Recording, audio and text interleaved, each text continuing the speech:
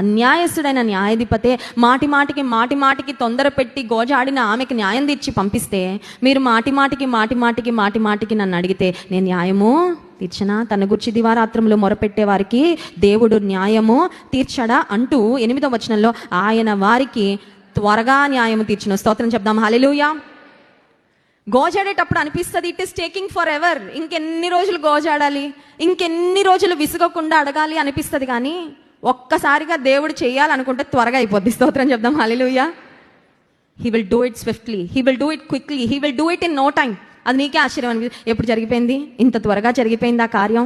చాలా కాలం అడిగావు, చాలా కాలం ఎదురు చూసావు, విసుగకుండా మొరపెట్టుకున్నావు. దేవుడు చూశారు, దేవుడు విన్నారు. Is there any situation in your life where you were persistent in prayer?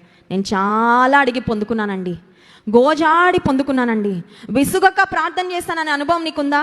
లేకపోతే అడిగి రాకపోతే వదిలేస్తున్నావా? మనకు అదే ట్రెండ్ కదండి, అడుగుతాము రాకపోతే లెట్స్ మూవ్ ఆన్, ఇంక ఇది మనకి వద్దులే, I will live without it, eye makeup my mind కదా, నా మైండ్ ఫిక్స్ చేసేసుకుంటా, ఇంకా అది లేకుండా. అది కాదు.